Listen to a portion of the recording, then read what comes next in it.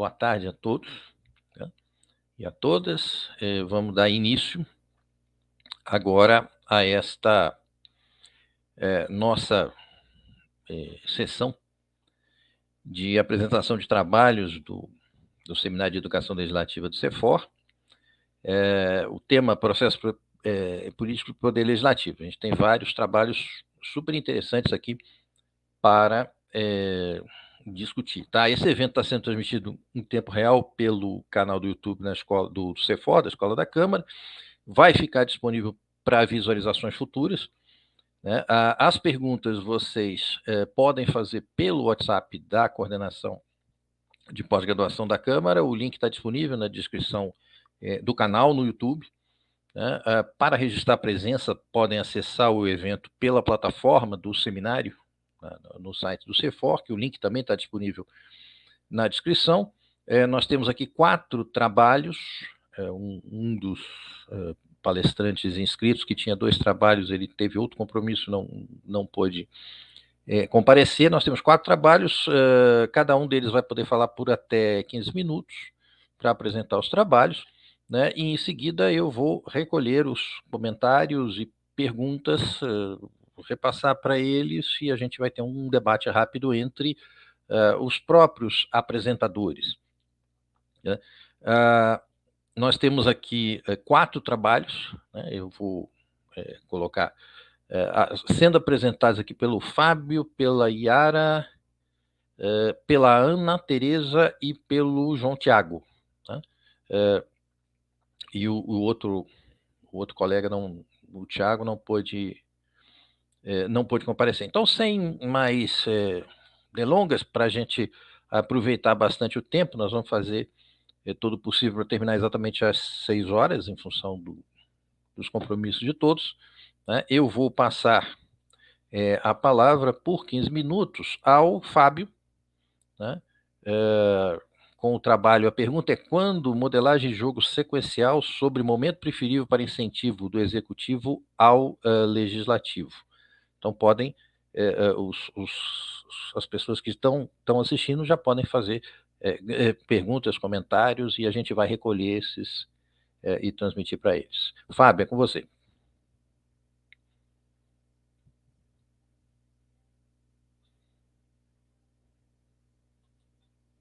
Opa, bom, tá certo. Tá ok, o Fábio caiu, o contexto, a conexão do Fábio caiu, então eu vou passar para a Yara, né, e logo em seguida o Fábio apresenta o dele, né? O trabalho da Yara: avaliação de impacto legislativo no Brasil, metodologia e estratégias de aplicação em matéria criminal. Yara, né? Bola com você agora. The floor is yours. Boa tarde, Fernando, de novo. Boa tarde a todo mundo que está nos assistindo. Bom, como o Fernando já apresentou, o meu trabalho intitulado Avaliação de Impacto Legislativo no Brasil, metodologia e estratégias de aplicação em matéria criminal.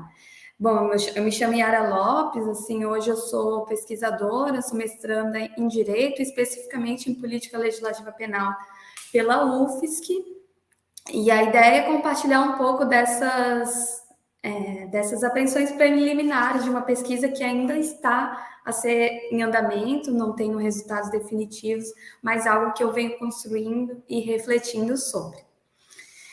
Bom, a justificativa, assim, do meu trabalho é parte da premissa de que os estudos acerca do legislativo, assim, ainda que a gente possa reconhecer, e vocês que estão presentes nas casas, no parlamento, sabem, ainda que sejam muito avançados em outras áreas, ainda são pouco presentes no universo jurídico, que é o meu locus de formação.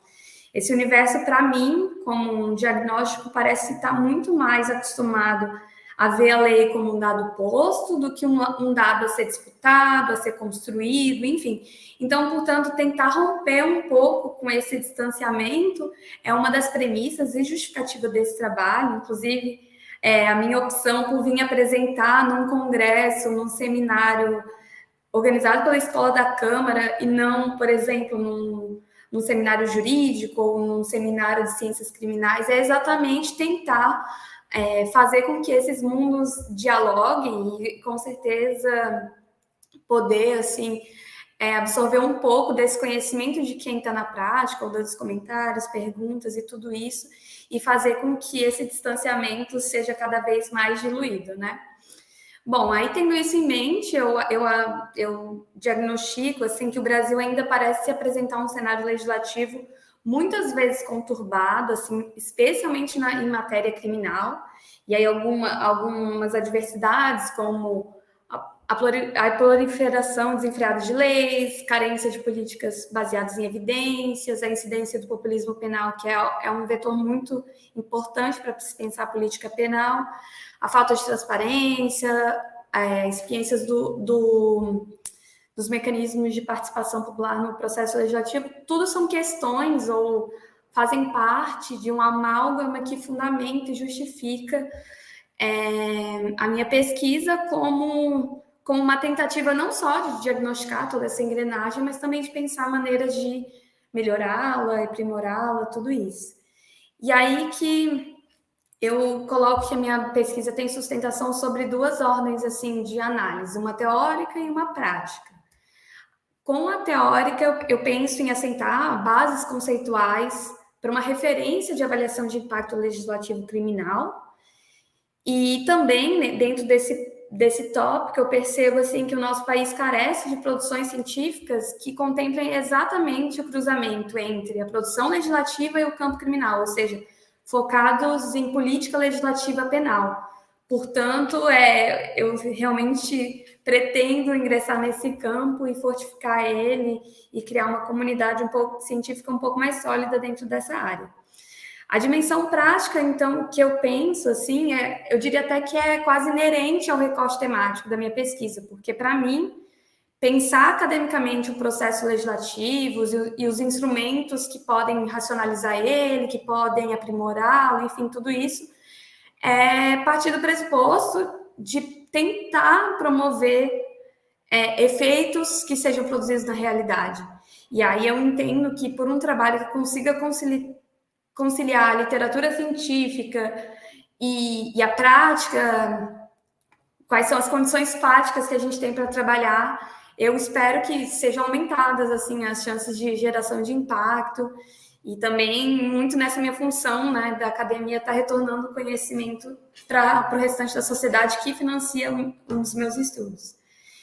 E é isso, eu gostaria muito assim de contribuir com o debate público, eu acho que é uma justificativa do meu trabalho, e eu acredito que influenciar ou estar disposto a debater a construção de políticas públicas e também a ingressar na agenda criminal deve ser também dever dos juristas, né? Eu aqui como representante dessa classe nesse momento, que não são apenas cidadãs como o restante, que devem influenciar no processo político, mas também como agentes centrais para o fracasso ou para o sucesso das políticas criminais.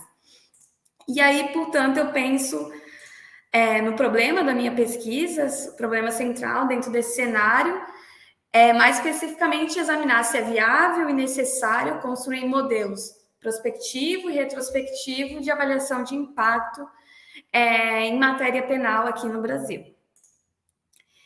E aí, passando para os objetivos, eu vou ler só essa parte aqui. O objetivo geral é examinar mecanismos de otimização da racionalidade legislativa penal, averiguando a viabilidade, a necessidade e as condições indispensáveis para a elaboração desses modelos ex ante e ex post de avaliação de impacto legislativo criminal. E aí, quando a gente passa para os objetivos específicos da minha pesquisa, o primeiro deles seria desenvolver o conceito e os principais fundamentos da ciência da legislação e a influência dela, em particular da legística, né, como essa sub-área da ciência da legislação, para se refletir sobre racionalidade legislativa, também explorar a intersecção, a conexão entre a racionalidade legislativa e as particularidades, as idiosincrasias da política criminal no Brasil, investigar a definição e as características centrais da avaliação de impacto legislativo, e, se possível, né, se for possível na minha pesquisa, poder comparar com outros países que já têm essa ferramenta um pouco mais consolidada, um pouco mais institucionalizada. Aí que seria uma parte da inovação no trabalho, tentar pensar modelos ex ante e ex post, e, se possível, se for viável, validar a praticabilidade desses modelos com algum estudo de caso ou algo nesse sentido. Passando assim bem rapidinho pela metodologia, adoto como método de abordagem dedutivo, método de procedimento monográfico. Técnica da pesquisa vai contemplar análise legislativa e documental, estudo de caso e revisão biográfica, e as fontes vão ser constituídas de trabalhos acadêmicos, livros, documentos oficiais, históricos de tramitação e diplomas normativos. Bom, e aí que a gente, já até me encaminhando para o final, eu fiz questão de ser um tanto quanto sucinta, sobretudo até porque a pesquisa está no seu início, está em construção. Quero poder ouvir bastante também de quem se sinta à vontade para contribuir com ela. Mas, ainda que esteja no início, eu intitulei aqui como algumas apreensões preliminares que já são possíveis de serem aventadas nesse processo e que eu acho justo de compartilhar aqui com vocês nessa apresentação.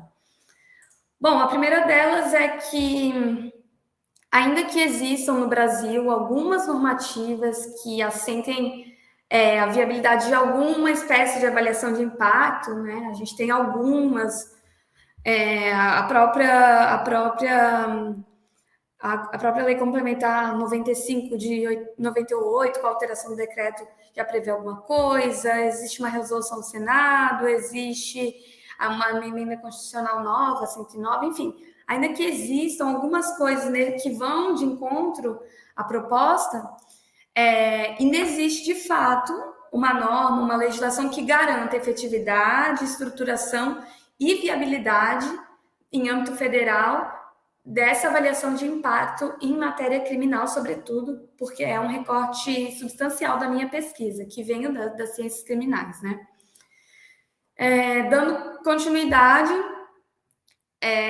eu também tomo como uma apreensão preliminar, assim, que já se desponta para mim, que essa busca por aprimoramento da produção normativa, e aqui no meu caso, por meio do instrumento da avaliação de impacto, pode ser também uma potente, como eu coloco assim, uma potente oportunidade de frear, racionalizar ou ao menos desacelerar a agenda punitiva e eficientista no Brasil. E essa agenda que vocês podem imaginar, já frutos de tantas críticas, mas ainda carecida, assim, carente de produções científicas a respeito, ao mesmo tempo em que ela patrocina, assim, o recrudescimento legislativo penal, ela dispensa, muitas vezes, até com descaso, a qualificação dessas proposições normativas, porque a gente sabe que a moeda criminal como um valor de troca dentro do processo legislativo é muito valiosa, mas me parece que essa submissão da prática parlamentar a justificações um pouco mais sólidas, como, por exemplo, para avaliação de impacto, pode ser uma ferramenta de frear um pouco desse movimento que é tão criticado pela criminologia. E aí que, já preliminarmente, eu percebo que são muitas condições variáveis que merecem reflexão para tornar possível essa pesquisa, que eu não posso romantizar a ferramenta, tudo isso, mas alguns questionamentos já se mostram relevantes de ser levado em conta se eu quero pensar um modelo de avaliação de impacto. E aqui eu trouxe só alguns para a gente ter uma ideia e conversar a respeito, né? Como, por exemplo, quais devem ser os órgãos competentes para realizar essa análise? Qual deve ser a metodologia adotada? Quais vão ser as etapas fundamentais?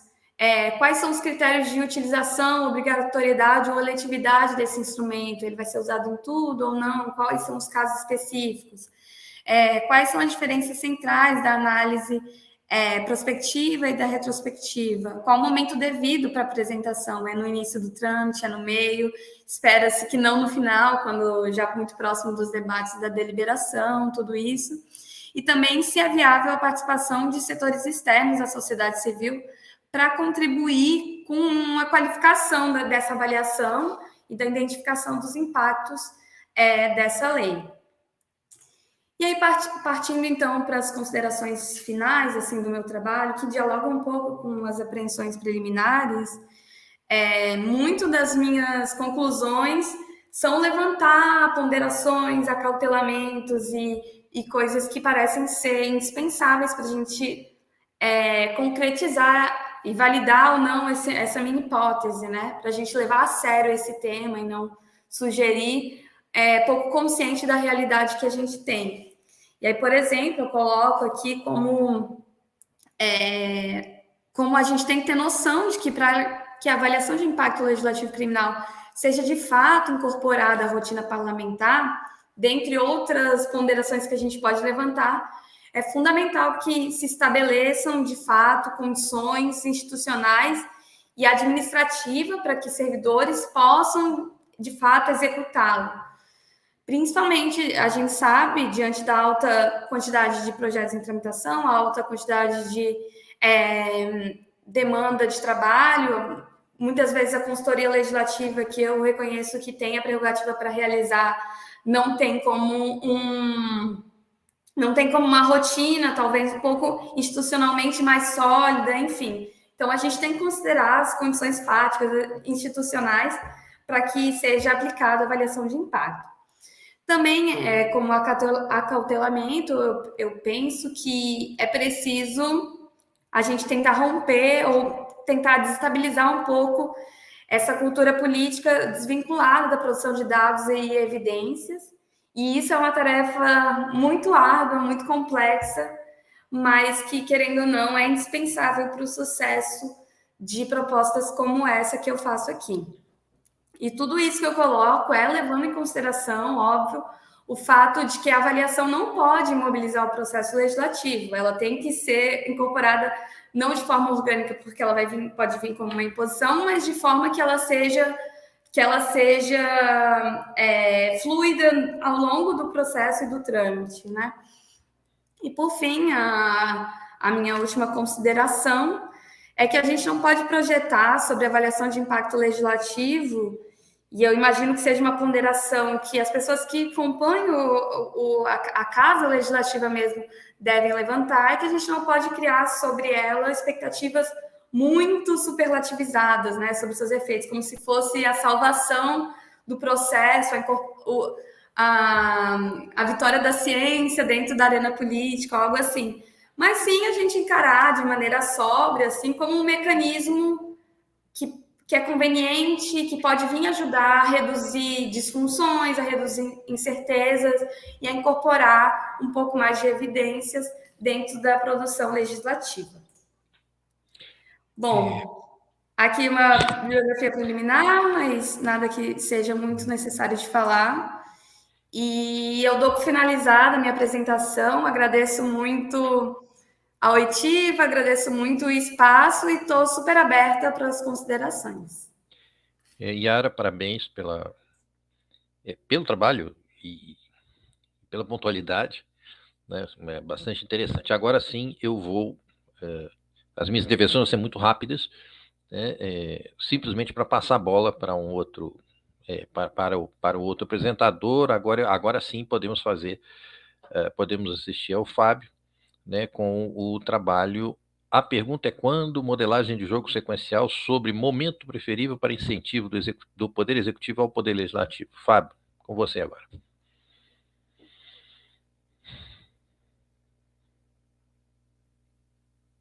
Eu acho que... Não, o som não está vindo não, Fábio.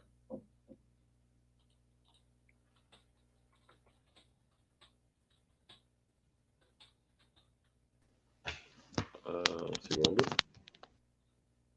Agora foi.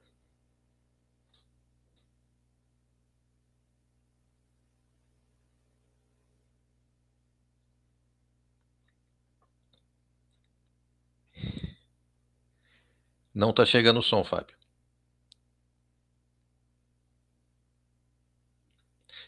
Ele tá com dificuldade de acessar via via computador, já está há algum tempo, vamos ver se a gente consegue superar essa dificuldade agora.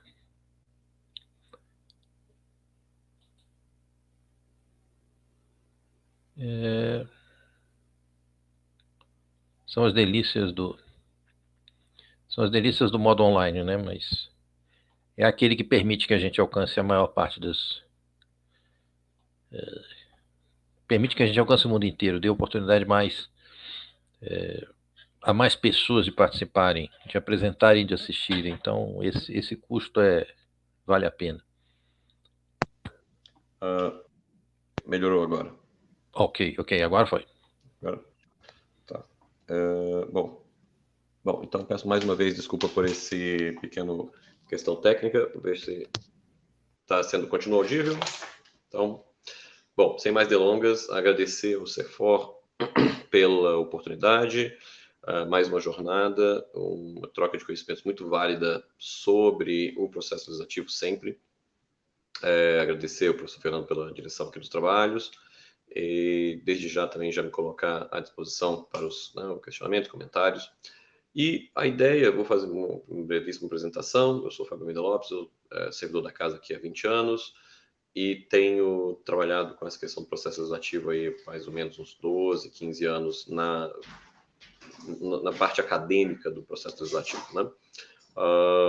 E o que eu estou trazendo para esse nosso encontro hoje é um trabalho, enfim, um exercício que eu fiz em teoria dos jogos, cujo objetivo central é responder essa pergunta, né? Nós temos diferentes momentos possíveis para o incentivo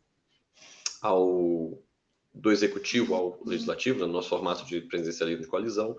Nós temos diferentes momentos possíveis para exercitar esse incentivo, e a intenção foi modelar aqui de uma maneira bastante singela, mas fazer uma proposta de aproximação para verificar se haveria um momento ideal, um momento mais adequado para se fazer esse investimento.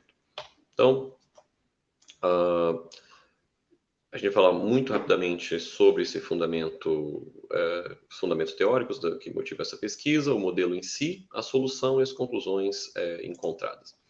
Bom, como eu vinha falando, o presidencialismo de coalizão tem essa característica, né, de você formar uma maioria parlamentar após o resultado das urnas. A gente vai observar isso em breve, aqui daqui a 10 dias agora.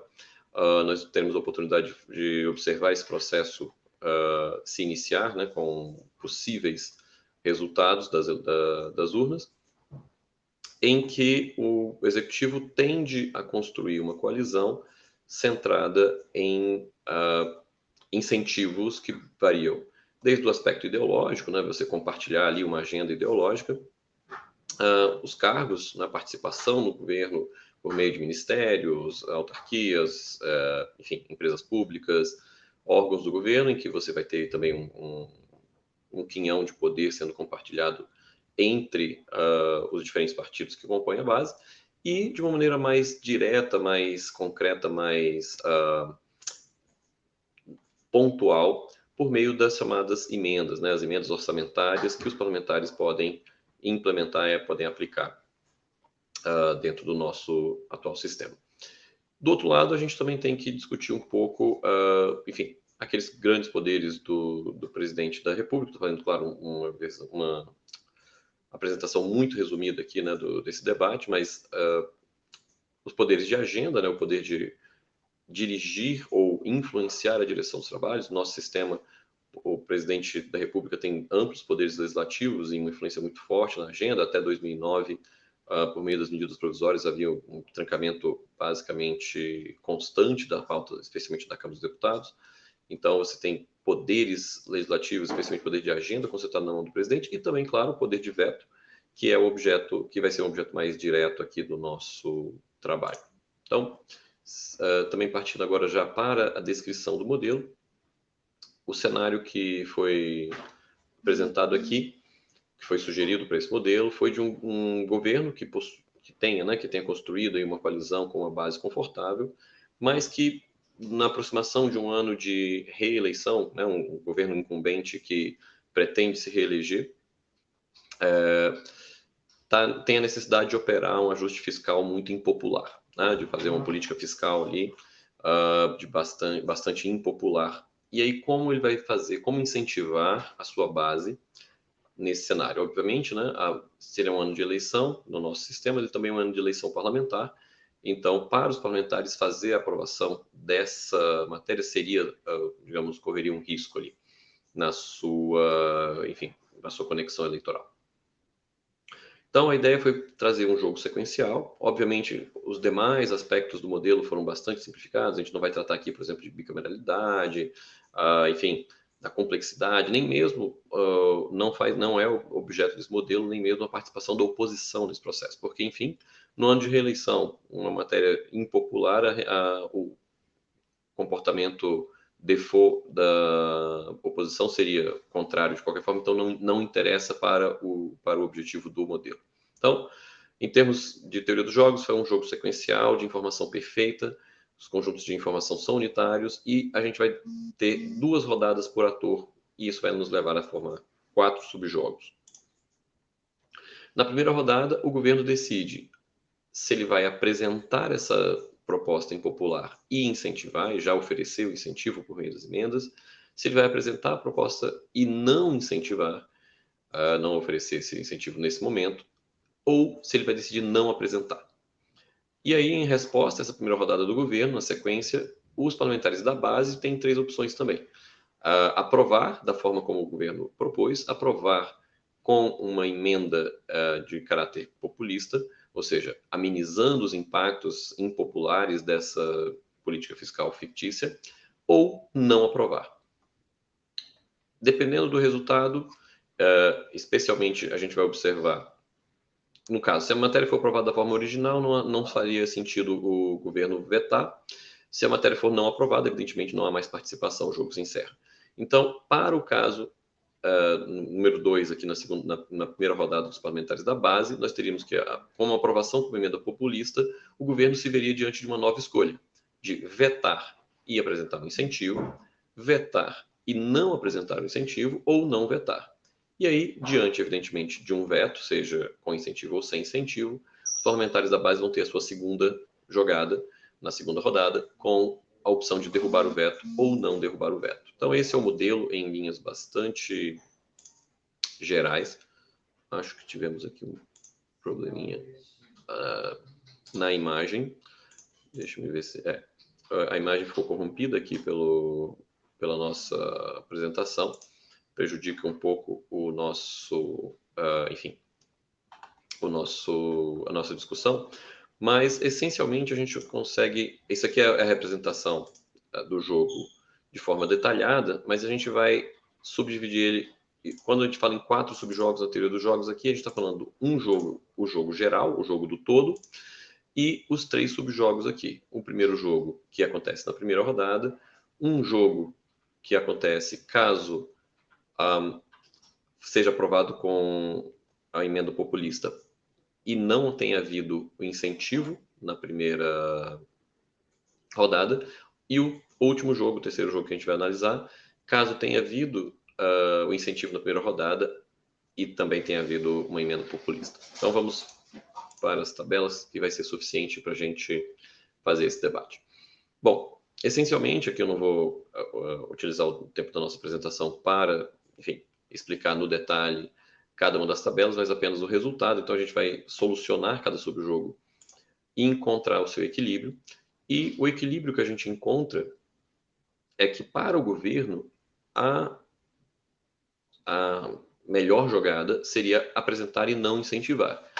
E a resposta da base parlamentar, o melhor cenário, né, de equilíbrio para a base parlamentar, seria a rejeição. Ou seja, provavelmente o que aconteceria numa situação como essa seria o governo optar por uma apresentação sem incentivo, sem uma emenda parlamentar que dê suporte para uma motivação extra, digamos assim, da sua base de apoio. E essa base de apoio, então, diante dessa realidade, optaria por uma rejeição. Mas, mesmo considerando que essa seja a solução de equilíbrio para o primeiro, para o jogo como um todo, vamos observar os subjogos, né? Considerando a hipótese de haver um subjogo em que houve a apresentação de uma emenda populista e que o governo incentivou, ou seja, o governo já empenhou recursos. E aí a gente vai solucionar esse jogo trazendo que, nesse caso, o governo vai se ver obrigado o equilíbrio encontrado é que o governo vai se ver obrigado a vetar e incentivar novamente. Ele já incentivou na primeira rodada, vai incentivar novamente na segunda rodada e ainda assim a base parlamentar vai optar, né, no equilíbrio, na solução de equilíbrio, pela derrubada de veto. Ou seja, o governo investiu, fez um empenho aí 2 vezes e ainda assim não obteve o resultado que desejava. Já no caso de não haver um incentivo na primeira rodada, o resultado de equilíbrio que a gente encontra na segunda rodada é que o governo faria o veto, faria nessa segunda rodada, então, um incentivo que não fez na primeira, e nesse cenário, nesse subjogo, a base parlamentar optaria por manter o veto, ou seja, o governo não empenhou o recurso na primeira rodada, enfrentou uma emenda populista, pagou o custo de vetar, mas a base sustentou esse veto. Então, a conclusão que a gente chega é justamente essa, né? Que a pergunta é quando que o governo precisa incentivar a sua base num cenário como esse é uma decorrência lógica. Mas tem que fazer isso de uma maneira efetiva e, né, utilizando da melhor forma possível seus recursos. Com isso, o que nós temos é que o subjogo 1, né, o subjogo principal, se não houver esse incentivo, o projeto vai ser rejeitado. No subjogo 2, que se houver o incentivo na primeira rodada, a base parlamentar vai acabar apresentando a emenda populista e o veto vai ser, na verdade, politicamente inviável, porque ele já fez o incentivo, já houve a vontade de motivar a base, ainda assim houve uma emenda, né, que amenizou o aspecto fiscal da medida e o veto se tornou politicamente inviável, porque o custo reputacional do veto vai ficar 100% com o governo. Já no subjogo 3, se o governo não incentiva na primeira rodada, ele também enfrenta a emenda populista, porém, a base parlamentar decide manter o veto, porque o custo reputacional passa a ser compartilhado entre o governo e a base parlamentar. Né? Nesse sentido, como a base já teve o seu ganho ali imediatamente antes, com o interesse de manter esse relacionamento no longo prazo, a base concede em fazer esse compartilhamento de desgosto perante a sociedade, então paga o custo reputacional que o governo iniciou ao apresentar essa proposta e que teve essa motivação por meio do incentivo.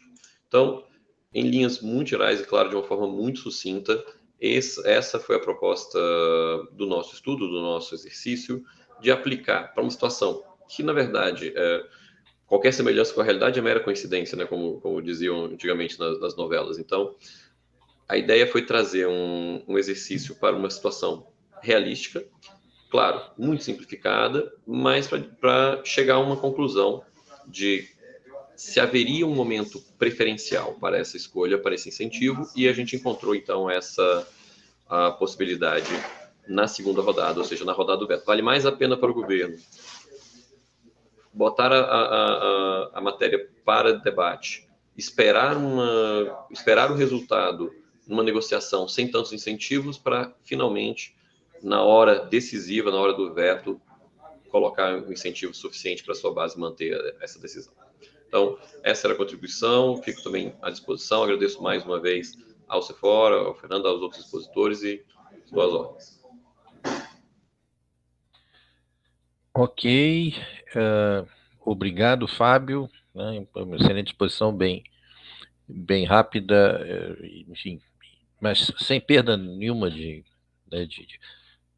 bem focalizada, né? O tema, né, teoria dos jogos é um tema, né, que, bom, certamente levanta enfim, alguma atenção especial, né? Pelo seu caráter relativamente abstrato, mas assim de extremo interesse e gerando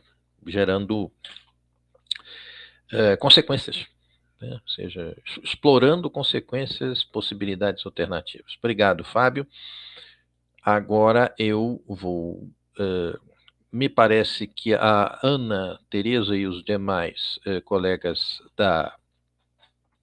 do trabalho dela ainda não entraram, então eu vou chamar o João Tiago, né, nosso colega do Senado e do CEFOR, com o texto Motivação, Expectativas e Realidade dos Senadores que Avaliam Políticas Públicas. Então, Jota, a bola está aqui, está com você agora. Boa tarde a todos. Agradecer pela oportunidade de apresentar esse estudo, que coroou um trabalho coletivo, né, de ensino, de pesquisa feito no CEFOR, então em nome do professor Fernando, com quem eu tive aulas e orientação fundamental no ILB. Eu quero aí parabenizar primeiramente o CEFOR pela nota 5 do mestrado da CAPES, ou seja, pelos professores maravilhosos que tem, pela gestão incrível, e cumprimentar também os colegas pesquisadores aí que já se apresentaram em outros grupos de trabalho e agora nesse. Bom, em primeiro lugar, meu trabalho ele é uma continuação de um trabalho que eu já fiz, né, que a gente fez em 2018, que ele foi entregue em 2018, quando da pós-graduação do ILB. Eu estudei, na verdade, as avaliações que eram feitas de políticas públicas dentro do Senado Federal. E me parecia sempre muito protocolar, muito meramente protocolar, essas avaliações, na medida em que os produtos delas não chegavam tanto na ponta, né? Não alteravam tanto a realidade como foi a proposta. Para quem não sabe, o Senado institucionalizou, na época do presidente Renan Calheiros, o processo avaliativo, ou seja, vamos pegar aí Minha Casa Minha Vida, um auxílio emergencial, qualquer política pública de infra, enfim, e é escolhida para a comissão respectiva e isso é avaliado com audiências, enfim, com todo o protocolo parlamentar, a ajuda da consultoria, e essas avaliações são votadas, tem um relator, e aprovadas elas viram um documento, viram sugestões legislativas, enfim. Esse é um trabalho muito, muito importante, eu acredito, até porque o parlamentar ele tem um mandato concedido pelo povo, e isso faz com que preste uma accountability, né? Preste uma resposta à população e tenha uma legitimidade para controlar o poder executivo, assim sendo. Pois bem, esse trabalho foi feito em 2018 com foco na instituição do Senado em si, no processo, como é que ele era feito, que não redundaria tanto para algo tão efetivo. E aí, dando continuidade no mestrado, eu fechei esse escopo para avaliar a motivação dos parlamentares. E aí iniciamos. Primeiro a gente tem que falar que quanto mais a gente entende o comportamento dos parlamentares, e aí tem vários estudos para isso, mais a gente vê quão bem institucionalizado ou quão mal institucionalizado está o parlamento. Para onde é que estão indo os trabalhos, que tipo de ganhos os parlamentares estão tendo ou estão principalmente deixando de ter, deixando de otimizar. Então, como eu disse, houve essa análise ex post do processo de avaliação, né, no Senado, e que parecia não gerar ganhos específicos para o parlamentar, ou mesmo para casa, principalmente para casa, né? Que demanda tanto esforço, tantos recursos para fazer esses produtos finais, que são os relatórios de políticas públicas, relatórios das avaliações. Então, é o que eu digo aqui, um material de qualidade, mas bem engavetado. E isso foge, no termo personalista mesmo, do parlamentar, foge à lógica do meio, que fala, né, que estuda que os ganhos eleitorais é o foco de a reeleição é o foco de cada parlamentar.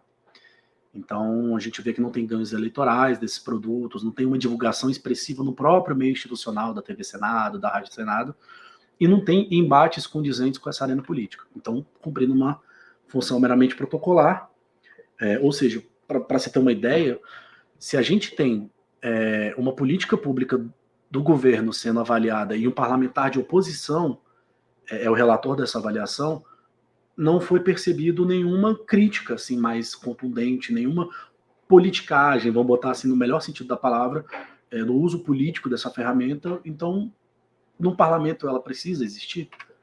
Enfim. Então, a pergunta-chave do projeto do mestrado foi: a relatoria de avaliação de política pública é uma decisão relacionada à sua atuação parlamentar, ou seja, ela tem possíveis ganhos políticos eleitorais, ou não, ou eu tenho alguma outra justificativa? Bom, então o objetivo era ampliar a investigação desse produto, que são os relatórios, à luz da teoria da motivação parlamentar.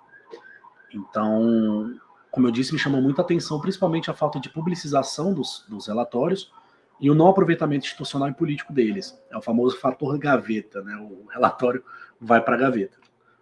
Alguns deles, vamos ser justos, né? Alguns deles viram sugestões legislativas, chegam até a tramitar com projetos de lei, mas nada muito expressivo e costumeiro. Então, na proposta da dissertação foi feito o levantamento documental, as comissões temáticas, vale ressaltar que elas funcionaram até 2020, esse processo avaliativo, parou por causa da pandemia. Agora, se eu não me engano, até começou a retomar aí na CCT do Senado. A Comissão de Ciência e Tecnologia está acontecendo. Bom, o levantamento documental, de quais as comissões, quais os assuntos, quem eram os parlamentares relatores. Foi feita entrevista semi-estruturada sobre as motivações e expectativas dos parlamentares, que é o tema do projeto, e processado e tabulado, enfim, e interpretados todos esses dados, né, esses depoimentos parlamentares. Bom, uma das referências importantes é a do Schlesinger, que fala que tudo é fruto do interesse, ou seja, esse processo é fruto do interesse, e que cada direção tem seu próprio eleitorado, ou seja, tem uma ambição por trás disso.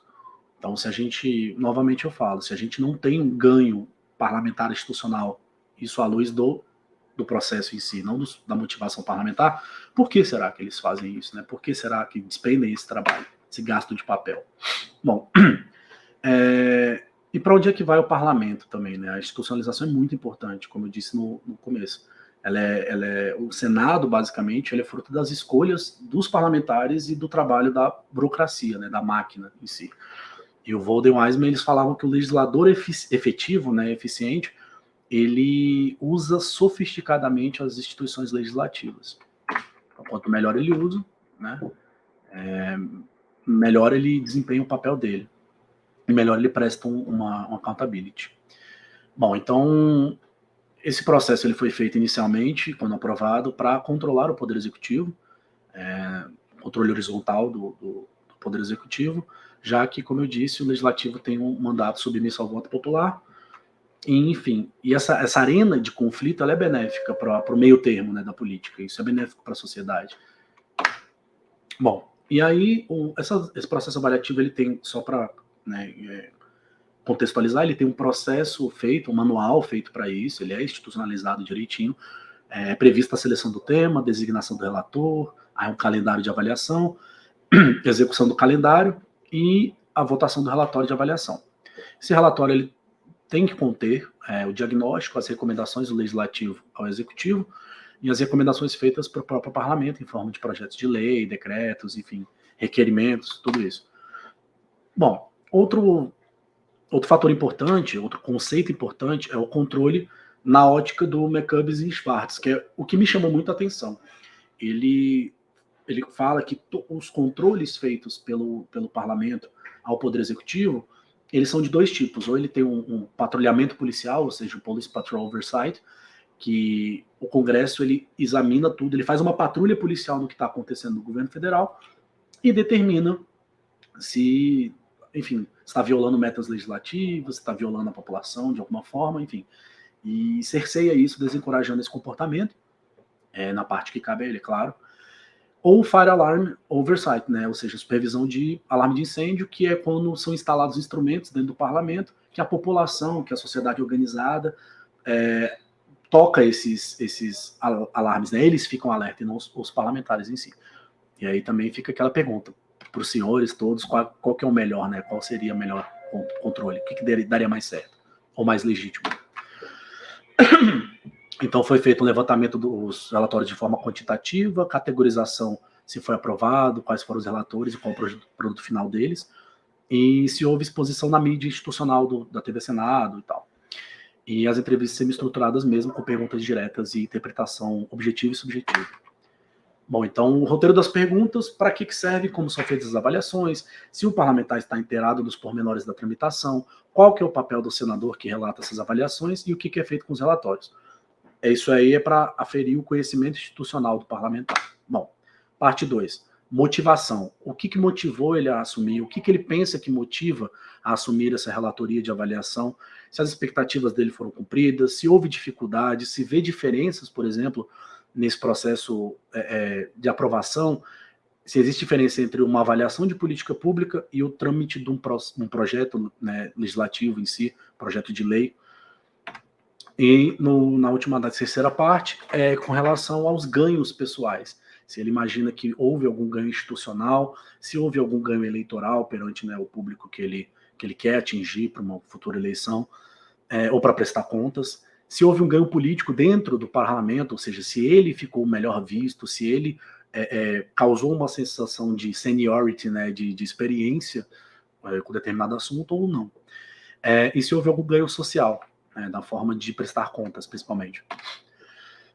Desculpa.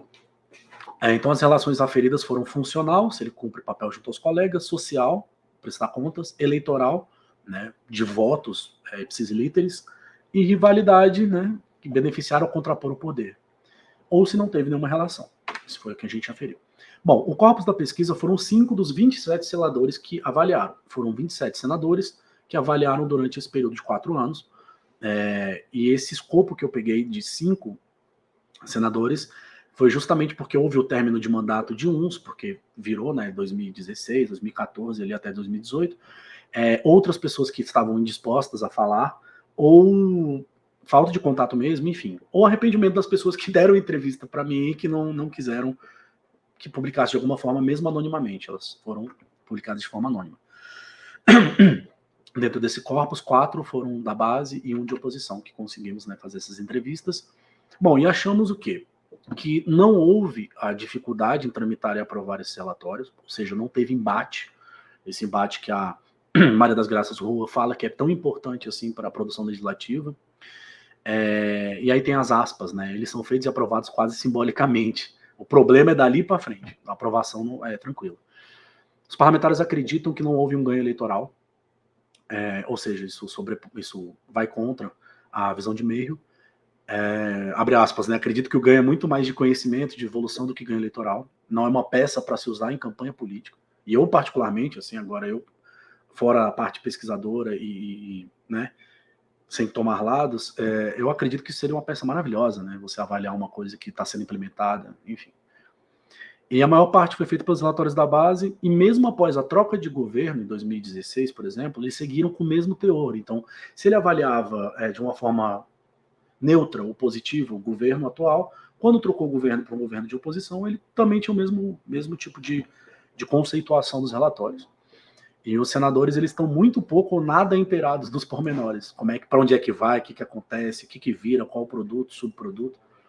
E aí você vê eles falando, né? No geral, dá mais segurança jurídica, tem várias vertentes, serve para aprimorar serviços parlamentares, mas não tem um consenso com relação a isso, ao que é feito. Bom, e todos eles acham que deveria haver uma avaliação em contínuo, não só um produto final e pronto. Por exemplo, se foram propostas medidas legislativas, essas medidas precisam ser revistas, isso está acontecendo, está sendo implementado, enfim. Nem todos os relatores sabem que é feito com um texto, como eu havia falado. Enfim, a gente não tem acompanhamento privilegiado, né, porque eles falaram muito, e de forma unânime as expectativas não são cumpridas ou são cumpridas em parte. Então, eles acham que o resultado eles não mudou muito a prática legislativa.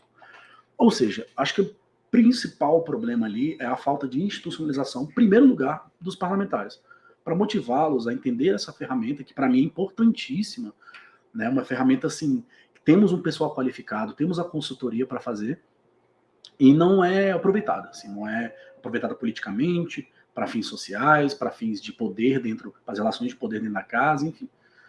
Não acho que, enfim, está sendo aproveitado e por falta de institucionalização mesmo. E para muitos deles tem muita diferença entre fazer um relatório para uma avaliação de política pública e um relatório para um projeto de lei. Eles usam o projeto de lei, a tribuna, para né, para fazer política mesmo. E com relação às avaliações, não. Dentro das conclusões, a gente sugere que talvez o caráter de police patrol ele pode ser revertido para o de alarme, ou seja, ao invés dos parlamentares ficarem vistoriando as ações do governo nesse processo, não, a gente termina com isso aqui, instala mecanismos, que já tem alguns, inclusive, no parlamento, eu digo no Senado, mas no parlamento como um todo, para que a população e os grupos interessados acionem o parlamentar, o responsável pelaquela comissão, aquele assunto. Então, assim, os grupos de interesse das bases eleitorais ditariam quais avaliações deveriam ser feitas. E a pessoa que assume essa relatoria está diretamente correspondendo a esses anseios. Então, os senadores ficariam muito bem vistos, né, cumprindo a lógica do meio de reeleição ou de eleição. Bom, a gente deve reformular, então isso é imperativo que a gente deva reformular todo o processo de avaliação de políticas públicas, a implementação, desde a educação institucional para os parlamentares, para o público, para a própria burocracia do Senado Federal, e burocracia eu digo também no melhor sentido, e também sobre o destino final, sobre o que é feito, como pode ser utilizado, isso precisa ser, enfim, dirimido de uma forma mais efetiva.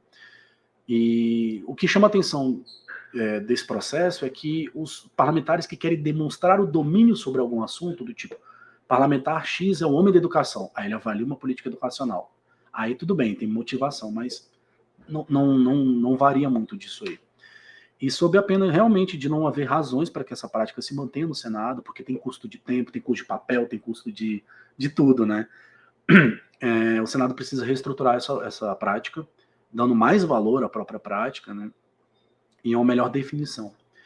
E uma sugestão também que ficou é estender para a Câmara, né? Por que não a Câmara? Por que a Câmara não tem esse processo, né? Inclusive, doutorado aí está aí para a gente estudar um modelo, fazer uma modelagem que se aplique, por exemplo, à Câmara dos Deputados. Mas isso é só uma conclusão, uma possível conclusão. Bom, é isso, pessoal. Então, eu estou à disposição aí depois para debatermos o assunto. Espero que tenham gostado.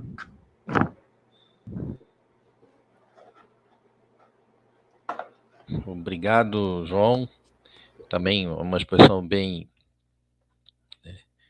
assim, sucinta, mas que colocou toda a lógica, né, do trabalho. A gente ainda não recebeu a presença, não é, dos colegas também do outro paper, né, o controle horizontal, né? Mas eu queria dizer que mesmo aqueles que não apresentaram, eles vão ser publicados, tá, no registro, nos anais, na edição escrita dos trabalhos do seminário. Então, mesmo quem tiver interesse, que eventualmente não ter o interesse frustrado aqui, porque não conseguiu receber, que não conseguiu assistir, o trabalho vai ser publicado, porque ele já passou por todas as etapas de avaliação, então não vai ser, não vai se deixar de ter acesso a essa informação. Eu queria levantar inicialmente algumas questões, né? O Fábio daqui a pouco ele vai retornar, ele disse que teve dificuldade na conexão na câmera, mas daqui a pouco vai retornar. Bom, talvez até já tenha chegado. Eu vou levantar inicialmente, então, a gente tem alguns pontos mais breves. A gente tem algum tempo ainda para conversar. Eu vou levantar alguns tópicos ou algumas perguntas para cada um de vocês e, enfim, e na medida que vocês respondam, vocês podem questionar os demais ou debater os demais, tá? Seria muito positivo. Eu começo com a Yara, né? A tua ideia era de trabalhar a avaliação de impacto legislativo vinda de alguém, né, do mundo jurídico, ela é muito interessante, né? Eu sugiro que você olhe, que você também acompanhe, não sei, é mais um testemunho até, porque não tem literatura sobre isso, né? Existe um pequeno e muito recente esforço de exigir avaliação de impacto orçamentário e financeiro, né? Foi colocado até na Constituição, né? Mas os problemas práticos que surgiram foram muito grandes, semelhantes aos que você apontou, né? Em que momento você vai fazer, ou o volume de trabalho envolvido é muito grande, né? E, sobretudo, surgiu uma questão de interesse. Na medida em que eu tenho um interesse distributivo, né, eu não quero que isso apareça. Então, em grande medida, o Comando Constitucional de Avaliação de Impacto Orçamentário e Financeiro, Comando Constitucional, está sendo, e bastante procedimental, bastante claro, não é programático, está sendo completamente ignorado nas questões, enfim, em grande parte dos temas, né? Eu ia perguntar para você duas coisas. Primeiro, o teu enfoque, você apresentou um projeto, né, uma agenda de pesquisa. O teu enfoque é normativo ou é empírico? Quer dizer, você vai fazer uma avaliação do que já existe ou do que deveria existir, né? E a segunda pergunta, você falou especificamente de punitivismo penal, né, que é alguma coisa que tem um sentido bastante extrajurídico, né? Ou seja, é uma faca afiada na mão de discussões de populismo e tal. Ou seja, é alguma coisa que é usada na retórica política, independentemente de seja qual for o resultado que se queira, né? Não importa, né, o resultado no índice de criminalidade. Fala-se de mais ou menos punição em função de motivações eleitorais. Como é que você levaria em conta, dado que o seu objeto é o punitivismo, né, em grande, como é que você levaria em conta isso? Tá? São esses dois pontos. E se você quiser comentar alguma coisa com os outros dois colegas, fica à vontade. Tá? Vai lá. Certo, Fernando. Obrigada pelas suas considerações. A primeira delas, quando você sugere, né, que eu esteja tomando dimensão dessa... Eu acho que é aquela emenda 109, né, de 2021. Então, eu tenho noção, assim, de que ela existe, mas, de fato, por não estar na rotina do parlamento, eu não sei o quanto ela vem sendo aplicada ou não, e também por não ser da área criminal, né? Mas eu vou dar uma atenção, sim, até para ver se existem alguns movimentos que vêm acontecendo que podem ser necessários quando eu pensar no meu modelo. A sua primeira pergunta é se eu penso no meu projeto sobre algo que existe ou algo que deveria existir. Com certeza é algo que deveria existir, porque pelas minhas pesquisas, pelos meus levantamentos preliminares, não tem nada que possa sustentar uma avaliação de impacto legislativo criminal.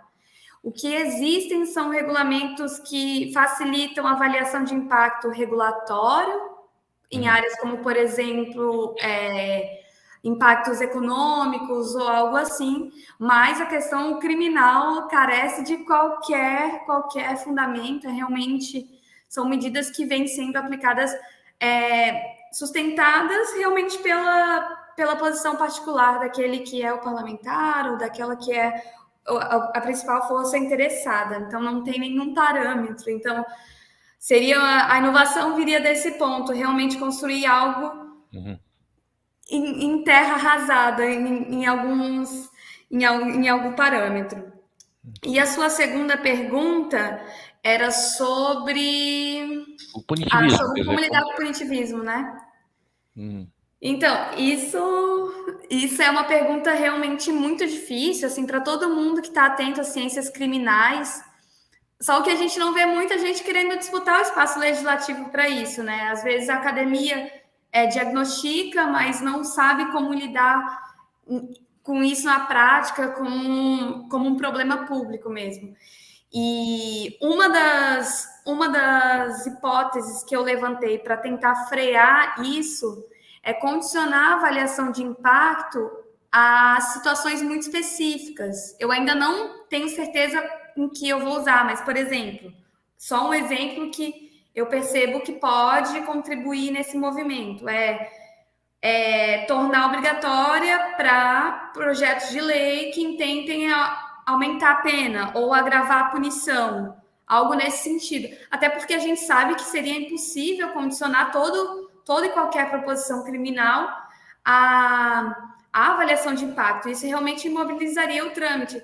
Então, tem uma função prática, que é selecionar alguns casos, e tem outra que é um tanto quanto, talvez, política ideológica, de fazer que as proposições que agravem a punição, se forem dar continuidade, elas pelo menos têm que ser sustentadas por uma avaliação de impacto. Talvez seja uma colaboração que consiga lidar de alguma forma com o punitivismo, que é um fenômeno muito complexo e muito difícil de lidar, né? E concordo com você que como a questão criminal fica ali no jogo político como uma moeda de interesse realmente bem considerável. E para dialogar com o João, eu acho que eu achei bem interessante porque de alguma forma os nossos trabalhos conversam, ainda que o dele seja avaliando políticas públicas e o meu seja algo um pouco mais conectado aos atos normativos em construção, assim, tem essa falta de institucionalização um dos meus principais desafios também, né? Porque não adianta a gente pensar num modelo que seja cientificamente válido e robusto se as condições institucionais impedem que ele aconteça. Então, realmente, isso também me é um grande desafio e eu percebo que foi um dos problemas que você já viu com uma ferramenta que já existe, né? Imagina eu que vou propor algo, penso em algo novo. Mas achei super interessante seu trabalho, o do Fábio também, e já estou aprendendo bastante. Acho que era isso, Fernando, não sei se... Ok, não, perfeito, você respondeu, porque é uma agenda ousada, né? E, de fato, né, foi muito bacana os dois estarem juntos, porque aí um está falando, de alguma forma, está falando de uma avaliação ex ante, uma avaliação preliminar, e o outro está falando de uma avaliação ex post, e as dificuldades que a gente tem para sobrepor, que eu digo a institucionalidade brasileira, né? No mundo inteiro, mas aqui em particularíssimo, né? Para sobrepor a lógica puramente distributiva, né? Essa racionalidade prévia, tá? Jota, espera um pouquinho, deixa eu fazer pela ordem de apresentação, aí depois quando você responder, você responde também para ela, tá? Ah, tá. Fábio... Desculpa, só minhas interações com ela sobre o trabalho é depois, então. Isso, para eu tentar seguir na hora, até porque o Fábio está com alguma dificuldade, então eu vou tentar captar aí a presença dele quando ele conseguiu apresentar. Fábio, parabéns também pelo trabalho. Eu queria levantar questões, são questões necessariamente mais teóricas ou mais abstratas, na medida em que um exercício de teoria dos jogos é alguma coisa mais teórica. De alguma forma, os resultados são muito de qualquer modelo analítico dedutivo de teoria dos jogos são muito dependentes das premissas. Então, eu queria que você falasse um pouco das premissas que você usou, do ponto de partida do seu jogo, em dois aspectos. Em dois aspectos que têm a ver com a literatura de presidencialismo de coalizão brasileiro. Um, em relação à disciplina partidária. Disciplina no sentido de que quem joga como presidente são 513 parlamentares individuais ou são meia dúzia, hoje seriam 37 líderes, né? Ou seja, Barry Emes ou Figueiredo Limonge, ou seja, qual é o grau de centralização ou de organização coletiva que tem esses parlamentares que estão jogando como presidente, né? E segundo, qual é o seu ponto de partida em relação ao conteúdo da política? Você está falando de uma mudança, uma política industrial de fomento distributiva, ou você está falando de uma reforma que vai tributar os lucros e dividendos e vai criar um imposto sobre grandes fortunas? Ou seja, em relação ao grau de diferença entre a diferença substantiva entre a proposta presidencial e a mediana do Congresso, né? A mediana do Legislativo. Quer dizer, e isso afetaria, imagino eu que isso afetaria bastante o resultado do jogo. Então, essa é a minha pergunta. Qual é o seu ponto de partida nesses dois universos, nesses dois temas, nesses dois características? Perfeito, Fernando, perfeito. Então, sendo bem objetivo aqui diretamente nas respostas, em relação à questão da premissa sobre disciplina partidária, eu pensei um modelo mais no varejo, tá? Naquela relação que foi se desenvolvendo, especialmente a partir de meados da década passada, desculpa, de 2 décadas atrás já, né? Já estamos em uma outra década. Então, da primeira década dos anos 2000, em que a relação, claro, sempre continua existindo uma relação poder executivo-líderes, mas numa votação específica, numa votação importante, quando você está falando de um incentivo, dentre os 3 instrumentos de incentivo, quando você está falando especificamente das emendas, eu penso, como aconteceu, por exemplo, no caso da reforma da Previdência, né, 2019. Você teve ali uma atuação muito direcionada, muito pontual, de amplo escopo, volumes, né, significativos. Então, a visão seria mais essa visão que vem se tornando mais frequente de pautas pontuais com uma grande repercussão, um grande impacto, especialmente porque a premissa do modelo é a questão da proximidade do ciclo eleitoral, né? Então, mas sim, isso certamente afeta, né? Se você estivesse falando ali de um conjunto de, vamos dizer assim, 15 líderes que compõem partidos fortemente conectados com um determinado governo, seria muito mais simples. Então, não é a ideia, só para deixar isso bem claro, não é a ideia de formar uma avaliação para toda e qualquer agenda, né? A agenda como um todo, a agenda contínua dos trabalhos. Não seria uma medida provisória qualquer, seria uma ação pontual de amplo impacto. Então, aí isso já nos leva para a segunda parte da sua pergunta, que é a questão do conteúdo da política, né? Seria algo como, por exemplo, não seria algo de um patamar de uma reforma, tributária, né? Porque aí você está falando aí realmente modelar algo que tenha tantos interesses diversos, tantas particularidades seria muito difícil, mas algo que, por exemplo, poderia ter uma relação muito direta com o cidadão, retirar um incentivo de uma conta de luz, por exemplo, né? Fazer uma política em que você estaria retirando o incentivo a uma conta de luz, ou como tivemos no passado, né? Voltar com acabar com a isenção ou redução tributária na linha branca, por exemplo, né? de eletrodomésticos. Então, seria algo nesse sentido, o que necessariamente leva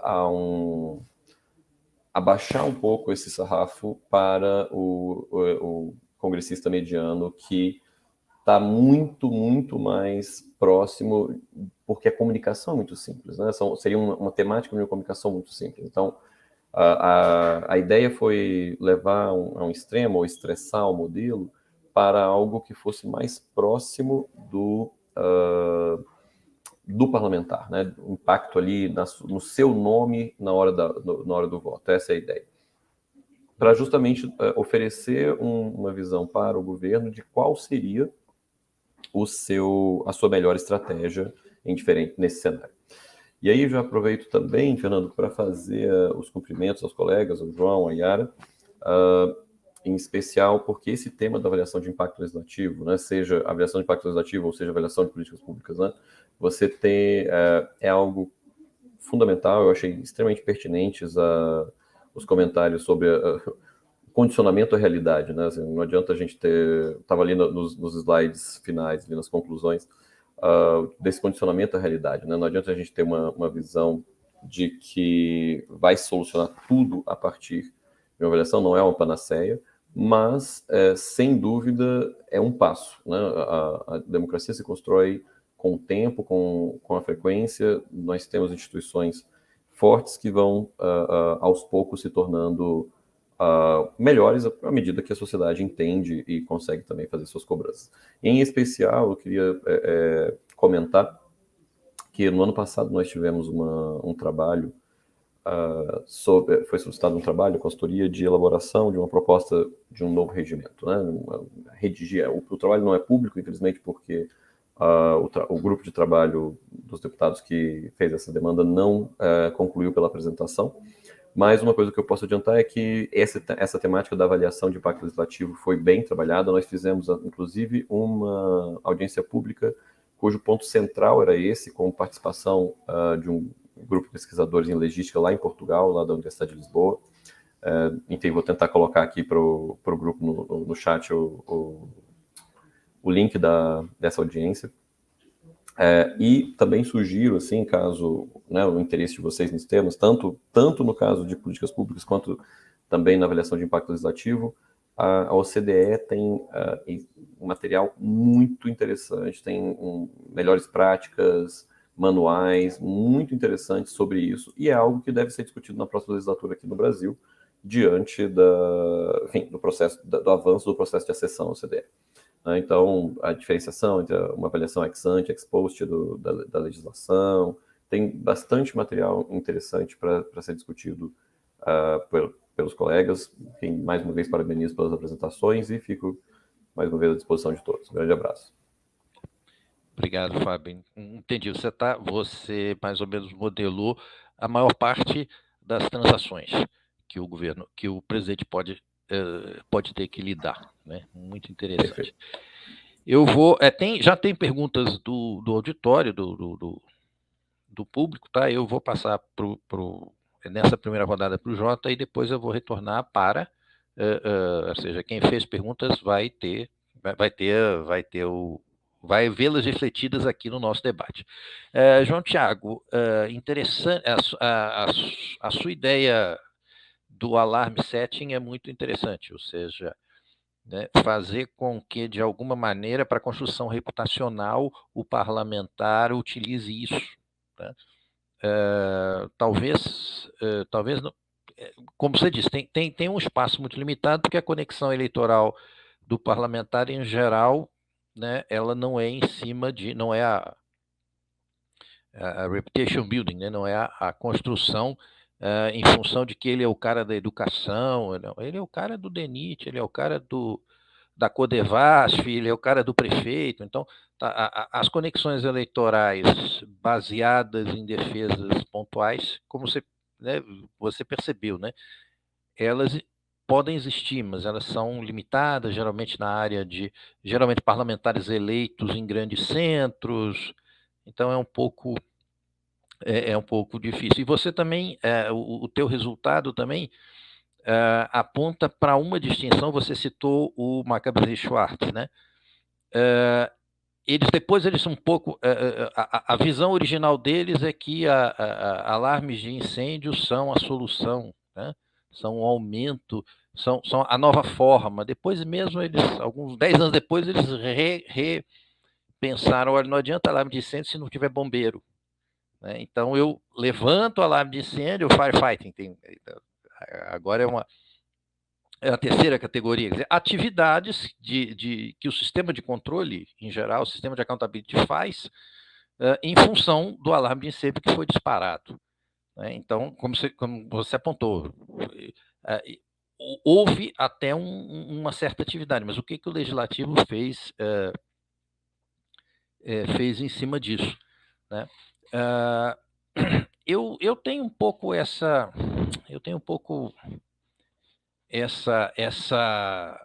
concepção mais otimista da avaliação e do controle, não pela via do alarme de incêndio, mas pela via que alguns autores modernos, como Kreiner e Schicker, levantam, que a crítica, baseados no Congresso americano, de que a crítica às políticas públicas tem um efeito reputacional sobre o presidente, né?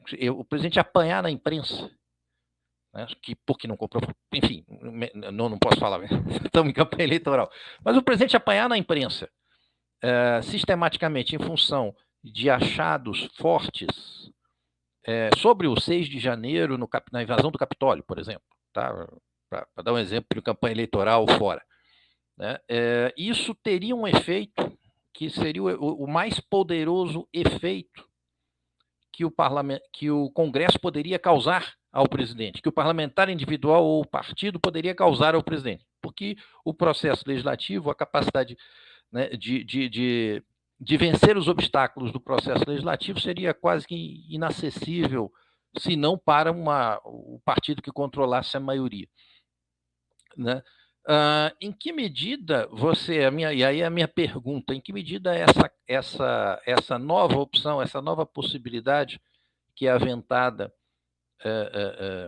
ou seja, de usar o controle, usar o oversight como instrumento de crítica, de debate, de apertar na opinião pública, né? Em que medida isso é percebido pelos parlamentares que você examinou, e que medidas teria esse potencial? Qual seria o potencial que existiria para isso, na sua visão, no trabalho de avaliação no trabalho de avaliação de políticas, que foi o que você examinou? No caso, me desculpe, Fernando, você está perguntando se a instalação do modelo de alarme, se teria bons resultados? Seria isso? Só para Não, talvez a minha preocupação maior é em que medida você enxerga para esse mecanismo de avaliação de políticas públicas a possibilidade de influenciar, de atrair o parlamentar, tá? Como o parlamentar ou o partido como um instrumento de criticar o executivo, né? E a partir daí ter ganhos eleitorais a partir dessa crítica. Assim. Se ele enxerga alguma coisa disso, se ele insinuou alguma possibilidade disso.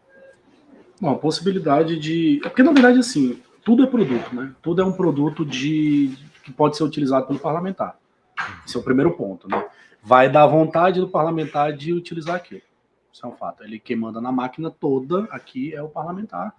Tanto é que o regimento, ele é uma coisa assim muito respeitada, mas há várias exceções ali, enfim. Então, na verdade, eu acho que o próprio processo de institucionalização, como eu havia citado, ele é o que garante a legitimidade do parlamentar que está avaliando aparecer. Usar isso como uma forma de agredir, ou de exigir, ou de mesmo prestar contas do próprio trabalho. Então, assim, eu sou um parlamentar que sou da base do governo, eu ajudei a aprovar um projeto, vou até, assim, que sei lá, permitiu uma distribuição de renda. Eu ajudei isso com o atual presidente. Então, olha só, pessoal, estou avaliando para mostrar para vocês, por A mais B, que a gente recebeu um monte de palestrante aqui para falar que sim, está dando certo, vamos mudar uma coisa ou outra, mas parabéns para o presidente. Ou não, você vai descer o sarrafo no presidente falando que justamente utilizando dessa base. Mas esse produto ele precisa ser divulgado, esse produto tem que ser encorpado, esse produto tem que, enfim, virar um produto mesmo de divulgação. Isso depende primordialmente do parlamentar, principalmente do parlamentar. Por que, por exemplo, um pronunciamento numa tribuna, muitas vezes o parlamentar sozinho, por que isso é importante? Por que o parlamentar vai sozinho lá e fala, e dá um discurso de 20 minutos? Porque ele aproveita isso de alguma forma. Porque ele tem Eles enxergaram isso? Esses que você viu enxergaram isso? Perfeitamente. Enxergam? Interessante. Perfeitamente. Isso. Eles enxergam que tem um potencial maravilhoso, só que é uma ferramenta que ninguém sabe de onde vem e para onde vai. Esse foi o maior achado, assim, que foi um achado empírico, que depois, entrevistando eles, eu pude corroborar, né, com essa hipótese. Então, é isso. Assim, a gente tem um procedimento bom, um corpo técnico maravilhoso, assim, eu até falo em nome do Fábio, né? Pessoas que são dedicadas a estudar o parlamento, a contribuir, mas que a gente está precisando ainda amadurecer isso dentro do parlamento, de forma a utilizar essa ferramenta mesmo para pancadaria saudável, né? Que é a conflito de interesses, né?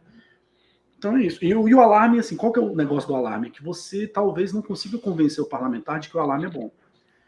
Por um lado é legal porque você dá menos trabalho para o parlamentar, ele não faz o relatório, não vota, não se indispõe até. Por outro lado, ele não está defendendo os interesses dele, ele está sendo pressionado. Uhum. Então, assim, se ele responde bem aquela provocação, ótimo, voto, 100% de voto na região dele. Se ele, por algum motivo, interno ou externo, de outras arenas, ele não corresponde àquilo, aí pronto, aí é pior do que se ele não tivesse aquela avaliação. Muito pior. Então, eu sinto esse medo, sabe, nos parlamentares, eu sinto que falta segurança, pronto, segurança para falar, olha, a segurança que o presidente Renan Calheiros teve de implementar isso. Quer dizer, de uma coragem que você tem de fazer uma coisa inédita para peitar o governo vigente, ou para peitar mesmo e se colocar o parlamento na função dele de controlar horizontalmente o poder executivo. E só comentando aqui o da Yara, nós somos basicamente pesquisadores irmãos, né? Porque a avaliação de impacto legislativo é uma avaliação de política pública, né? O impacto legislativo é uma das políticas públicas, né? A fazer leis é a forma, um dos inícios da política pública, tanto é que eu acho até mais importante avaliar impactos de leis antes de implementá-las e avaliar ex post, porque você deixa de cometer vários erros e deixa de consumir muito recurso público. E tanto é que o manual da ENAP e manuais, assim, inclusive da OCDE, são muito maiores ex ante do que ex post, né? Então é isso, assim, eu sugeriria ver essa questão do fator política no seu projeto. Eu acho que é importante, porque não adianta, que nem você falou, não adianta pensar em todos os mecanismos possíveis para avaliar o impacto. Se o cara quiser passar, ele vai passar. Se o presidente da casa quiser implementar, quiser fazer lei, ele vai fazer e pronto, e acabou. Então, de que forma a gente consegue botar esses dois interesses juntos? Então, por isso que eu falei, se a gente conseguir motivar o parlamentar de fazer uma avaliação séria, uma avaliação conflituosa, aí todo mundo ganha. Mas a gente precisa, primeiro, o fator político. Eu não sei como é que se inseriria no seu métier. Bom, eu vou trazer aqui a pergunta agora do nosso assistente aqui, da pessoa que está acompanhando.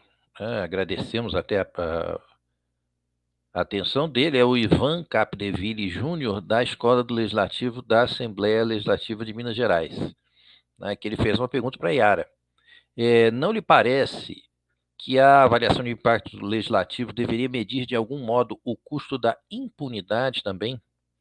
Afinal, nas 2 últimas décadas, parece haver uma percepção da sociedade de que o nosso problema maior não é o punitivismo, mas uma aceitação de grandes crimes, em especial os de colarinho branco, e de pequenos delitos sob justificativas inaceitáveis. É aquele tema do positivismo, né? Do punitivismo, coisa não. Então, a pergunta colocada: a avaliação não deveria também medir o custo da impunidade? Com você agora. Obrigada, Ivan, pela pergunta, e é bem interessante, assim, porque a área criminal realmente sempre desperta alguma inquietação da gente, né, quando pensa em construir política dentro do universo criminal. Mas, respondendo mais objetivamente a sua pergunta, bom, o custo da impunidade nada mais é do que a avaliação de impacto. Ao momento que a gente define um problema, que a gente olha para a nossa sociedade e fala, pronto, isso é um problema público. Qual a melhor alternativa para atacá-lo? Qual é o resultado que se espera? Nesse momento, quando a gente pensa em alternativas, a gente vai aventar ou não a punição. Porque, às vezes, a punição vai gerar um impacto indesejável ou não. Então, o custo da impunidade nada mais é do que uma prerrogativa da avaliação de impacto. É entender se a punição é devida e adequada para determinado problema público. Porque uma avaliação de impacto feita com dados, com evidências, enfim, realmente construída solidamente, pode chegar tanto ao resultado de que determinada conduta deve continuar impune, como pode chegar, dependendo de como ela é manuseada, falando que a punição é necessária para enfrentamento desse problema. Então, eu considero o custo da impunidade, entender o impacto da impunidade como uma condição indispensável para a própria avaliação. Ela vai responder a essa pergunta e é uma das que devem ser observadas, né? Porque a punição, assim, até dialogando um pouco com o João, assim, a punição enquanto uma política criminal é só uma das formas de políticas públicas. Uma avaliação de impacto pode chegar à conclusão de que, por exemplo, uma política pública educacional pode surtir mais efeitos do que a punição, enfim. Então, eu entendo assim a preocupação do Ivan quando coloca que a impunidade como um tema central no nosso debate público é de fato considerável, mas uma avaliação de impacto que a gente entende como adequada e robusta deve considerar exatamente isso, o quanto vale ou não punir uma conduta, né? E assim, só conversando um pouco com o João e com o Fábio, eu acho assim, uma das coisas que eu quero tomar como importante para a minha pesquisa, ainda mais vindo da academia, vindo do direito, e não estando aí no legislativo em si, não tomar como arrogante essa premissa de que o saber técnico é superior ao saber político, sabe? Ou algo nesse sentido. Pelo contrário, eu imagino todos os meandros ali da dinâmica política que tornam esse processo legislativo muito mais complexo do que o regimento pode nos dizer, e olha que os regimentos são bem complexos daí, mas então realmente é uma coisa que eu não abdico, e eu acho que essa é uma contribuição de quem olha para o fenômeno legislativo dentro da área jurídica, né? Porque da área jurídica, assim, vocês devem imaginar,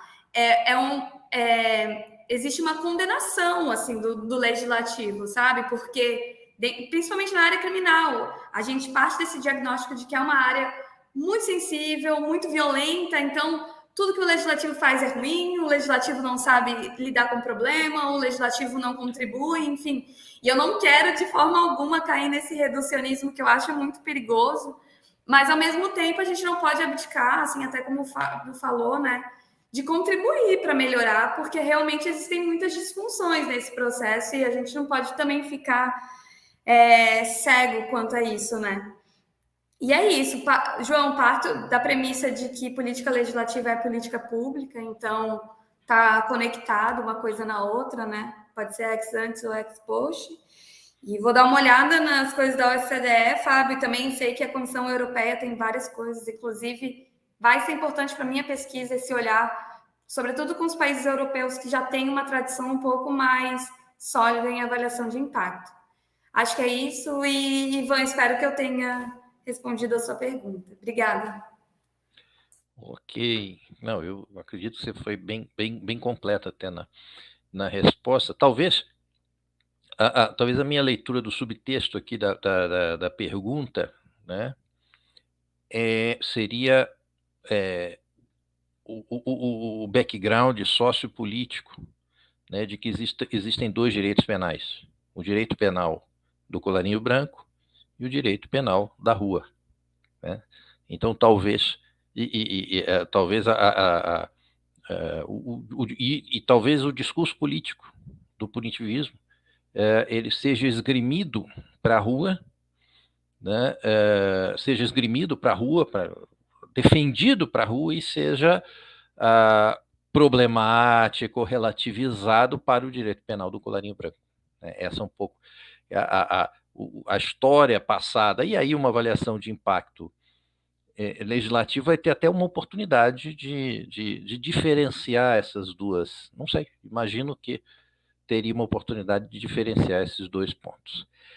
Eu não tenho mais perguntas da plateia, do público, né? Nós estamos até bem, e eu quero, se alguém tiver a oportunidade, se alguém quiser, nos próximos 2, 3 minutos, levantar mais alguma coisa, eu vou refletir.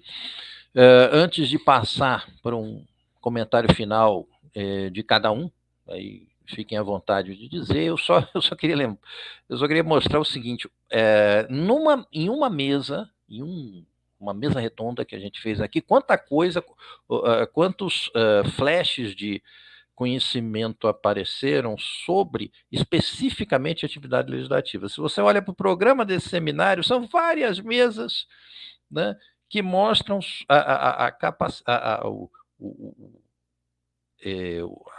quantidade, né, de informação que essa subárea demanda e que já oferece no Brasil, né? Então, o papel do CEFOR nesse sentido está fantástico.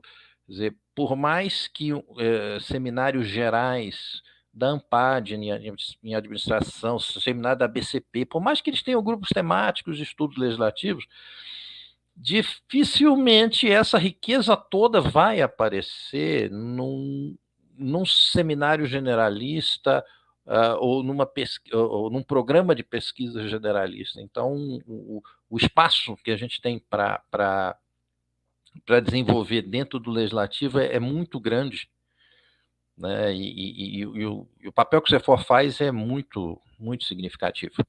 Tá? Então, agora eu vou inverter a ordem. Começa o João Tiago, qualquer consideração final que você queira fazer, o Fábio e a Yara. Tá? Beleza. Então, falando aqui diretamente sobre o assunto levantado pela Yara, é muito interessante a gente ver essa questão técnica versus questão política, né? Ainda mais em casas que tem corpos técnicos maravilhosos. Câmara e Senado é assim, incrível, é fantástico, tanto de documento produzido, de tanto estudo legislativo que é feito. E, bom, o saber técnico, ele convence, tá? Ele convence. Ele parece estar descolado da política, mas ele é o que faz com que a gente não tenha evoluído daquela política feita só do interesse do político, ou só da pressão do público, né? Se colocando como intermediário ali, o técnico, o burocrata, ele consegue melhorar toda a situação, toda a parte. A partir do interesse que você tem no Senado em fazer uma abertura pública dos debates, uma transparência, uma participação popular com e-cidadania, por exemplo, isso tudo precisa que o técnico convença o parlamentar a inserir no regimento, tirar do regimento, fazer um decreto, enfim. Mas existe um grande problema de fazer uma avaliação de impacto legislativo sobre políticas penais, eu acredito, porque qual é o parlamentar que vai querer fazer leis para punir parlamentares? Né? De que forma que a gente convence, de que forma que o técnico, né, que uma pesquisadora como você convence o parlamentar de que ele precisa sim fazer uma avaliação de impacto legislativo sobre esse assunto? Como é que a gente pauta isso, né? Então você tem o convencimento do público. Você pode chegar lá e falar, olha, eu sou pesquisadora, falo a linguagem do povo e eu quero que o povo pressione, vai lá na frente da Assembleia e bata ali até conseguir furar a pedra. Ou você convence o parlamentar, entendeu? E esse meu trabalho, ele vem justamente para convencer os parlamentares de que aquilo ali pode, primeiramente, ser usado no mandato dele, ser usado no accountability dele. E dessa forma, que eu acho que é a melhor porta de entrada para você implementar no Senado uma melhoria que vai beneficiar o povo.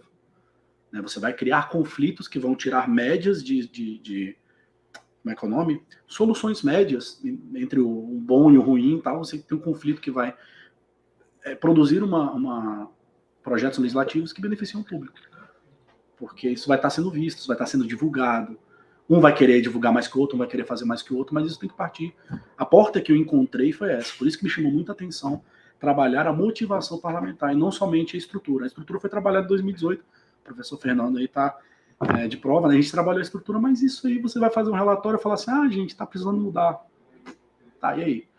Então, assim, trabalhando com a motivação parlamentar, a gente entende por que aquilo não vai para frente aos olhos de uma dos acessos, de uma das portas. E essa é a porta, para mim, que ela é a mais fácil de conduzir, principalmente se você tem um saber técnico para comprovar isso, para embasar enfim, para instrumentalizar suas argumentações. E foi assim que convenceram, né, que o Daniel Silveira, Rafael Silveira Silva conseguiu convencer, o professor, acho que o Fernando também participou, né, o Meneguin também, foi assim que eles conseguiram convencer o presidente Renan à época de que isso era maravilhoso e de fato é. Beleza, ótimo, Jota, obrigado pela tua participação. Fábio, agora. Obrigado, professor. Bom, eu acho que já, assim, nesse momento vou fazer mais uma vez tecer meus elogios ao CEFOR pela enfim, pela continuidade das jornadas, né? Conseguimos aí, apesar do momento do afastamento, do distanciamento, a gente conseguiu continuar fazendo as jornadas e, na verdade, se tornou uma nova, como o professor Relando colocou, né, uma nova forma de aproximar as pessoas, né? O distanciamento acabou nos aproximando em outros níveis de uma forma mais dinâmica, talvez, do que a gente fazia antes. Bom, e eu acho fundamental a continuidade desses debates, como o professor Fernando também colocou, né? Assim, são várias vertentes, são vários processos, né? O processo, quando a gente fala do processo legislativo, a gente tem que colocar isso no plural, né? São processos no legislativo e processos do legislativo, que ambientes como a jornada, como o CEFOR como um todo, como as escolas legislativas ao redor do país, são fundamentais para a criação dessa massa crítica sobre esse fenômeno, né? Enfim, atrair pessoas que não vivem, e esse distanciamento, Yara, também é muito saudável. A pessoa que não está aqui dentro, ela também tem uma perspectiva, às vezes, menos contaminada, um pouco, em alguma medida, até privilegiada, de nós, né, João, que estamos aqui afundados um pouco nessa dinâmica. E muitas vezes pessimista. Exatamente. Às vezes a gente acaba enfim, entregando um pouco os pontos, né? Tendo uma visão muito pessimista. Só um brevíssimo comentário. Uma vez eu estava orientando uma colega que estava fazendo um trabalho de final de curso de graduação, e ela fazendo uma defesa muito forte do judiciário, do como o judiciário funcionava bem e como o legislativo funcionava mal. Eu falei, pera, mas não compare a teoria de como o judiciário funciona com a prática que você vive no legislativo. É injusto comparar a teoria com a prática, independente de onde seja, de qual instituição você esteja falando. Eu concordo com o João, a técnica convence. Estando aqui esse tempo que eu já vi muitas vezes, inúmeras vezes, consultores, assessores, lobistas, por que não, convencerem tecnicamente na formação de vontade ali de uma legislação em votação. E eu tenho também, assim, me alinho completamente ao que o João falou sobre, enfim, como atrair o parlamentar, como convencer o parlamentar, essencialmente ligando com a conexão eleitoral, ligando aquilo, mostrando um benefício da sua ideia, daquela proposta, com a conexão eleitoral dele. Não adianta, gente. Toda decisão, o parlamentar toma 700 decisões por dia e todas elas são baseadas são essencialmente baseadas no critério quantos votos isso me toma, quantos votos isso me dá. A essência é essa. E comentando também um pouco sobre o que a Yara colocou, né, do direito, o processo legislativo está numa divisa muito importante entre o direito e a ciência política, né? O direito observa o processo legislativo muito pela ótica do dever ser, e a ciência política muito pelo que ela é, pelo que o processo legislativo é. E, na verdade, as duas óticas se complementam, né? Você precisa dessas duas óticas, e no meio, o amálgama aí é a técnica legislativa, né? O trabalho aqui é a norma regimental, é a prática regimental, conhecimento aqui intrínseco. Então, tudo isso amarrado faz o processo legislativo, torna esse fenômeno, para mim, particularmente empolgante, interessante.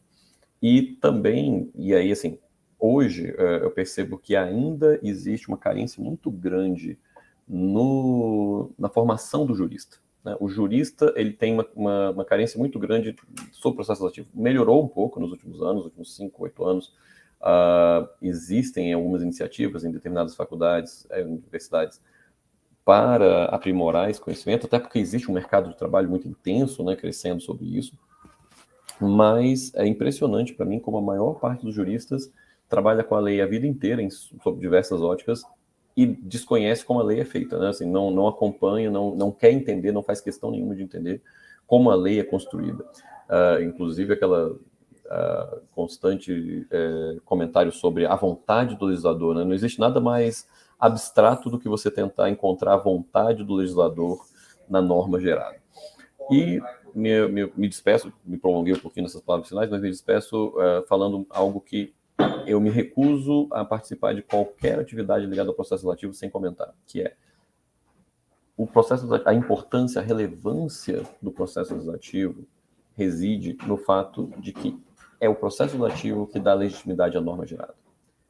Nós não seguimos a lei porque ela é revelada por uma inteligência superior. Nós seguimos a lei porque acreditamos que o processo eleitoral forma um corpo que vai decidir em representação à sociedade e vai decidir de forma honesta, coerente, válida e equitativa. E isso são essas características do processo legislativo, do devido processo legislativo, que conferem à norma a sua, enfim, natureza de legitimidade. Muito obrigado mais uma vez, pessoal. Só fazer um adendo aqui, Fábio, com licença, professor. Só fazer um adendo exatamente na mesma linha de frase aí. E depois que você faz esse processo que legitima, quando você implementa, é impossível voltar atrás. Impossível. Quando você implementa uma melhoria, institucionaliza, é impossível você voltar atrás. Por exemplo, a Comissão Senado do Futuro, ela foi uma coisa assim bem abstrata, mas alguém comprou, foi convencido, daí conseguiu achar um espaço, conseguiu divulgar, e você tem parlamentares que hoje buscam o técnico, o consultor, para implementar coisas semelhantes, porque para ser vanguardista que seja, mas por algum motivo. Então, não se volta para trás, assim, o parlamentar começa a ansiar né, por essa mudança. Exatamente. O reflexo, esse reflexo de legitimidade, né, que é o que o Fábio, creio que levantou, né, o processo legislativo é requisito essencial de legitimidade, né, com todos os seus defeitos, né, qualquer obra concreta, né, e ainda mais internamente, né, na medida em que as instituições, as características internas da instituição legislativa também fazem parte desse elemento, né? E aí entra aí enfim, as expectativas parlamentares em função do que se cristalizou, de uma certa forma, num determinado momento para isso. Bom, então eu vou passar finalmente para a Yara para fazer sua consideração final e a gente fecha. Bom, eu acho que eu já falei bastante mesmo, eu só vou, então, como consideração final, agradecer o espaço, as contribuições. A minha expectativa foi muito cumprida, que é poder dialogar com pessoas como vocês, que estão dentro desse universo e que em pequenas considerações já me fizeram refletir, já notei várias coisas. Permaneço à disposição, também vou colocar meu contato ali no chat. E é isso, muito obrigada. Bom, obrigado, Yara, obrigado, João, Tiago, obrigado, Fábio, obrigado aos colegas da organização. Eu vou reiterar, estes trabalhos na íntegra, mesmo os que não puderam ser apresentados aqui, vão estar no registro escrito do seminário. Leva algumas semanas, mas sai todo. Eu acompanho todos os seminários desde que eles começaram. Leva algumas semanas, mas saem no site, vocês são até avisados, né? Quem se inscreveu são avisados. A Tatiana está até me corrigindo aqui, dizendo que os anais já estão publicados e já estão no site do evento. Olha só, melhorando a cada ano. Então, já no site do Congresso já estão, já tem esse repositório todo, tá? E então, agradecendo aos colegas que participaram, agradecendo as pessoas que nos assistiram, né? E o público foi bastante estável ao longo de toda a exposição, só agora, nesses últimos minutos, você começou a cair um pouquinho, né? Então, a Tatiana me coloca aqui, Câmara Leg BR / EduLeg22, que é o site onde estão o registro dos trabalhos do Congresso. Vou correr para ele agora, tá? E baixar os trabalhos. Tá? Muito obrigado, agradeço em nome do CEFOR, agradeço a presença de vocês e a presença daqueles que nos assistem, né? E até a próxima atividade, que me parece vai ser amanhã de manhã no encerramento. Tá? Muito obrigado e uma boa tarde, boa noite a todos.